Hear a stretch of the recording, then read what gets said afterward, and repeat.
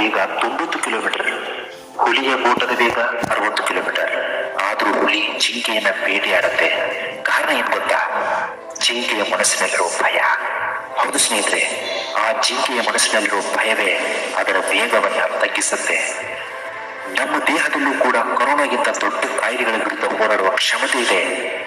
ಭಯವನ್ನ ಬದಿಗಿಟ್ಟು ದೇಹದ ಪ್ರತಿರೋಧಕತೆ ಬಗ್ಗೆ ನಂಬಿಕೆ ನೀಡಬೇಕು. ಮನೋಬಲವನ್ನ ಸತತವಾಗಿ ಹೆಚ್ಚಿಸಿಕೊಳ್ತಾ ಇರಬೇಕು. ನೀನು ಗಮನವಂತಿರಬೇಕು. ಸುತ್ತಮುತ್ತಲಿನ ಕೆಸರನ್ನ ಮೀರಿ ಬೆಳೆದು ಕಮಲ ದಳವನ್ನ ಬಿಡಿಸಿ ಸೂರ್ಯನ ಮೇಲೇರಿ ಪ್ರಜ್ವಲಿಸುವಂತೆ ಬೆಳಗಬೇಕು.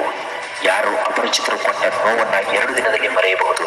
ಆದ್ರೆ ನಿನ್ನ ಬಗ್ಗೆ ಎಲ್ಲ ತಿಳಿದಿರುವ ನಿನ್ನವರೇ ಕೊಟ್ಟ ನೋವನ್ನ ನೀನ್ ಜೀವನ ಪೂರ್ತಿ ಮರೆಯೋದಕ್ಕೆ ಸಾಧ್ಯ ಇಲ್ಲ.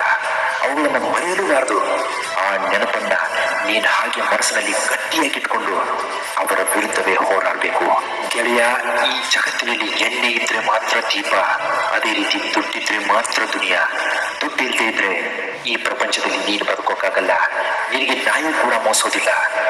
ನಾನ್ ನಿನಗೆ ಹೇಳೋದು ಒಂದೇ, ಇಲ್ಲಿ ನೀನೇ ದುಡಿಬೇಕು, ನೀನೇ ತಿನ್ನಬೇಕು. ನಿನಗೆ ಯಾರು ಸಹಾಯ ಮಾಡಲ್ಲ. ಯಾರಿಂದಲೂ ಹೊಗಳಿಕೆಯನ್ನ ಬಯಸ್ಬೇಡ. ನಿನ್ನ ಕೆಲಸವೇ ನಿನಗದು ತಂದುಕೊಡುತ್ತೆ. ಯಾವುದು ಭಯ ಅಲ್ಲ ಅಂತ ನೀನ್ ತಿಳಿದೆಯೋ ಅದೇ ಧೈರ್ಯ. ದೃಢವಾದ ನಂಬಿಕೆಯಿಂದ ಹೋರಾಡಿದಾಗ ನಿನ್ನಲ್ಲಿರುವ ಆಯುಧಗಳು ದುಪ್ಪಟ್ಟಾಗತ್ತೆ. ಕಠಿಣ ಎಂಬುದರ ಅರ್ಥವನ್ನ ಅಸಾಧ್ಯ ಎಂದೇ ಭಾವಿಸ್ತೀವಿ. ನಿರಂತರ ಪರಿಶ್ರಮ ಎಂತಹ ಕಷ್ಟವನ್ನು ಸುಖವನ್ನಾಗಿ ಪರಿವರ್ತಿಸಬಲ್ಲದು. ಸಾಧನೆಯ ಹಾದಿಯಲ್ಲಿ ಸಹನೆ ಸವಾಲಿಗಳು. ಗುರಿ ಮುಟ್ಟುವವರೆಗೂ ನಿಲ್ಲದೆ ಆತ್ಮವಿಶ್ವಾಸದಿಂದ ಸಾಗು ನೀನು ಮುಂದೆ. ಮೈ ಡಿಯರ್ ಫ್ರೆಂಡ್, ಕಷ್ಟಗಳು ಬಂದರೆ ಸಹಿಸು, ಅನಂತರ ಪಡೆಯುವೆ ನೀನು ಯಶಸ್ಸು. ಇದುವೇ ಜೀವನದ ಹುಮ್ಮಸ್ಸು. ಇದನ್ನರಿತು ಸಂತಸದಿ ನೀನು ಜೀವಿಸು. ನಾವು ಯಾರಿಗೋಸ್ಕರ ಎಲ್ಲವನ್ನ ಬಿಡ್ತೀವೋ ಅವರು ಎಲ್ರಿಗೋಸ್ಕರ ನಮ್ಮನ್ನೇ ಬಿಡ್ತಾರೆ. ಇದೇ ಜೀವನ. ಸಕ್ಸಸ್ ಸಿಗ್ಬೇಕು ಆದ್ರೆ ಸಂಕಷ್ಟಗಳನ್ನ ಎದುರಿಸಲೇಬೇಕು. ಸಂಕಷ್ಟಗಳು ಯಶಸ್ಸಿನ ಮುಖ್ಯ ಭಾಗವಾಗಿರುತ್ತೆ ಅಂತ ಡಾಕ್ಟರ್ APJ ಅಬ್ದುಲ್ ಕಲಾಂ ಸಾಹೇಬರು ಹೇಳಿದ್ದನ್ನ ಯಾವತ್ತೂ ಮರಿಬೇಡ.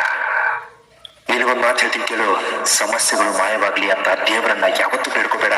ಬದಲಾಗಿ ಸಮಸ್ಯೆಗಳನ್ನು ಎದುರಿಸುವ ಶಕ್ತಿ, ಸಾಮರ್ಥ್ಯ, ಧೈರ್ಯ ನೀಡುವಂತ ಇನ್ನಷ್ಟು ಕೇಳ್ಕೊ.